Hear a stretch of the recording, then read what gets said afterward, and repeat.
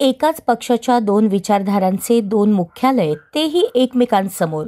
सोलापूर शहराच्या राजकारणात आज नवा अध्याय पाहावयास मिळाला. अजित पवार यांच्या राष्ट्रवादी काँग्रेस पक्षाच्या शहर कार्यालयासमोरच शरद पवार गटाने आपले दमदार अस्तित्व दाखवत शहर कार्यालयाचे उद्घाटन केले. खासदार धैर्यशील मोहिते पाटील, माजी मंत्री लक्ष्मण ढोबळे यांच्या प्रमुख उपस्थितीत शहराध्यक्ष महेश गादेकर यांच्या कार्यालयाचे उद्घाटन होतात दोन्ही गटातील असली राष्ट्रवादी कोण या प्रश्नावर पुन्हा एकदा चर्चांना उधाण आले.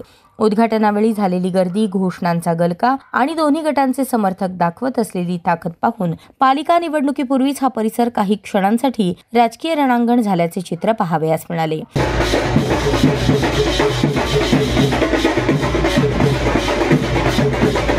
शरद पवार गटाच्या सूत्रांनी उद्घाटन सोहळ्याला दिलेली आक्रमक राजकीय रंगत पाहून अजित पवार गटानेही यापुढील शहरातील संघटन बांधणी अधिक मजबूत करण्यासाठी रणनीती आखण्याची चिन्हे दिसत आहेत.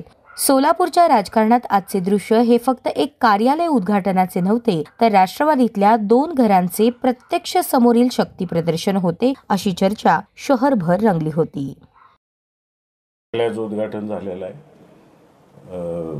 या ठिकाणी आता राष्ट्रवादी काँग्रेस पक्षाच्या जिल्ह्यातल्या, ग्रामीण भागातल्या, शहरातल्या सगळ्याच पदाधिकाऱ्यांना उठबस नागरिकांना समस्या घेण्यासाठी, अडचणी समजून घेण्यासाठी एक ठिकाण झालेलं आहे. आणि निश्चितच या ऑफिसचा फायदा जिल्ह्यातील राष्ट्रवादी आदरणीय पवारसाहेबांना मानणाऱ्या कार्यकर्त्यांना होणार आहे.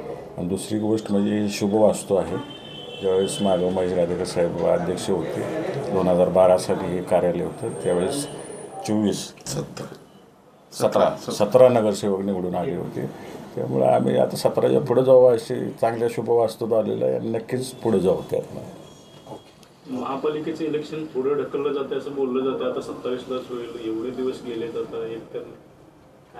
आरक्षण जास्त पुढे गेले काही ठिकाणी. आता सुप्रीम कोर्ट 25ला काय निर्णय घेते त्याच्यावर आपण पाहायचं काय होतं ते. तर आम्ही तयारी तर करतोय.